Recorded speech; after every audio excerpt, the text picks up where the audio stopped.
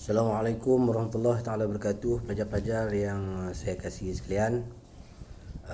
Sekarang kita sambung tajuk pada modul 08 pengawasan aktiviti tanaman padi dengan tajuk kecilnya bahan peralatan kawalan perosak tanaman padi 4/10. Baik, tujuannya ialah untuk memberi kefahaman dan juga pengetahuan kepada pelatih tentang peralatan dan bahan yang diperlukan untuk pengawalan tanaman padi dengan lebih terperinci.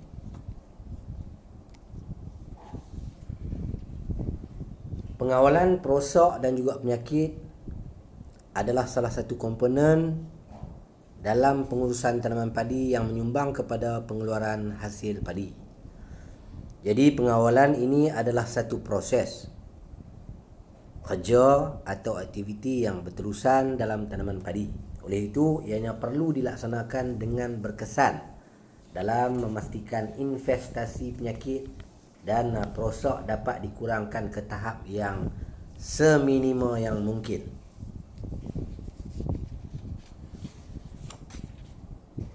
Jadi untuk penyediaan peralatan pengawalan tanaman padi,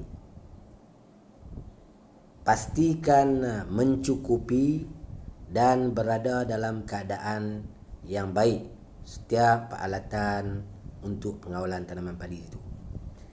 Jadi pemilihan dan kesesuaian juga adalah penting dalam melakukan aktiviti pengawalan. Jadi pemilihan dan kesesuaian penggunaan alatan dan juga jentera juga amat perlu dititik beratkan, pemilihan yang betul. Yang ketiganya iaitu penggunaan alatan dan jentera ladang yang tidak sesuai bukan sahaja mengganggu kelancaran serta kecekapan aktiviti kerja, malah menyebabkan kerugian dari segi kos dan juga masa.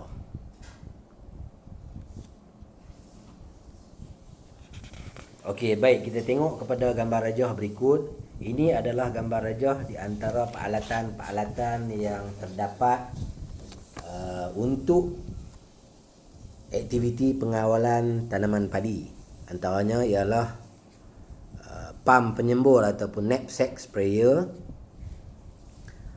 yang mana kita gunakan untuk mungkin dalam jumlah keluasan sawah yang tidak terlalu besar. Dan kita ada mobile power sprayer yang mana lebih efektif untuk kita laksanakan aktiviti pengawalan secara kimia untuk kawasan sawah yang luas lah. Dan juga kita ada antara peralatan pengawalan seperti perangkap tikus, dan juga kita ada sarang burung pungguk jelapang, masing-masing mengikut kepada kaedah lah. Mungkin terdapat dalam kaedah pengawalan secara kimia, kaedah pengawalan secara mekanikal dan juga kaedah pengawalan secara biologi. Baik. Untuk bahan pengawalan perosak padi pula, terdapat berbagai jenis bahan yang digunakan untuk pengawalan perosak dan juga penyakit. Kesesuaian bahan perlu diambil kira semasa menjalankan kerja-kerja pengawalan tanaman padi supaya lebih berkesan dan juga lebih bertepatan. Antara peralatan dan juga bahan, kita sedia maklum, peralatan untuk pengawalan tanaman padi boleh diguna berulang kali, dan manakala bahan pengawalan perosak padi adalah bahan guna habis, contoh seperti racun dan juga bahan pembakar. Ini adalah contoh-contoh bahan pengawalan perosak padi, iaitu racun. Yang ini adalah racun serangga.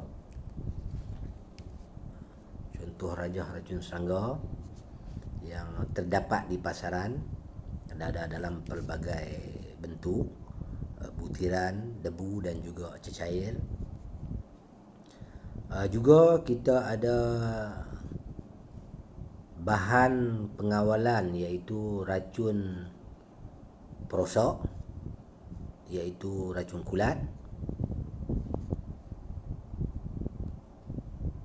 Seterusnya kita ada bahan pengawalan iaitu racun rumpai. Ini adalah rajah bahan perosak racun siput gondang. Ini adalah bahan pengawalan perosak racun tikus. Dan semua racun-racun ataupun bahan pengawalan perosak ni yang terdapat dalam pelbagai bentuk. Racun-racun ataupun bahan pengawalan perosak kimia ini diciptakan dalam pelbagai bentuk, antaranya iaitu bentuk pepejal, bentuk debu, cecair dan juga gas. Untuk pepejal terdapat jenis butiran ataupun granul ataupun pellet, manakala debu seperti sabuk bancuhan ataupun waterable powder ataupun debu.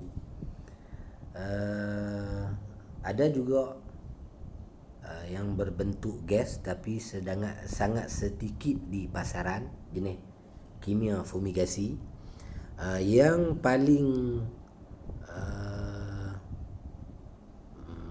paling banyak di pasaran adalah dalam bentuk cecair, iaitu antaranya perkatan terimulsi, emulsion concentrate, ataupun perkatan ampaian ataupun larutan berair. Jadi bentuk jenis cecair ni yang paling banyak di pasaran.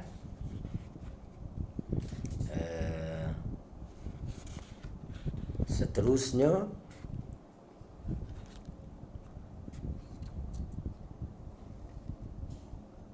racun ataupun bahan pengawalan perosak ini berada dalam pelbagai bentuk dan pelbagai cara bertindak.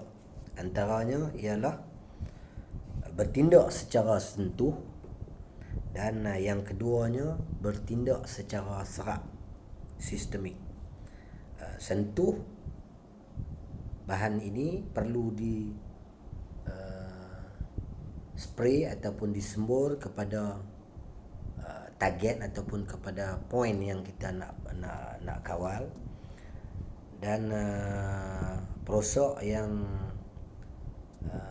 tidak tersentuh dengan bahan kimia ini tidak akan terkesan. Jadi ada racun yang bertindak secara serap untuk mengawal jenis serangga ataupun perosak yang menghisap ataupun tidak terkena terus dengan bahan kimia racun ataupun racun tersebut. Jadi untuk setiap bahan yang dipasarkan di pasaran, dipastikan semuanya berdaftar dengan di bawah Akta Racun Makhluk Perosak, Akta Racun Makhluk Perosak 1974, yang berada di bawah pemantauan ataupun bidang kuasa pihak Jabatan Pertanian. Jadi yang mana yang terdapat di pasaran telah diluluskan oleh pihak yang berautoriti lah, Jabatan Pertanian. Okey, maka dengan ini berakhirlah untuk tajuk bahan dan juga peralatan kawalan perosak tanaman padi 4/10. Jadi sekian, terima kasih. Wabillahi taufiq wal hidayah. Assalamualaikum warahmatullahi taala wabarakatuh.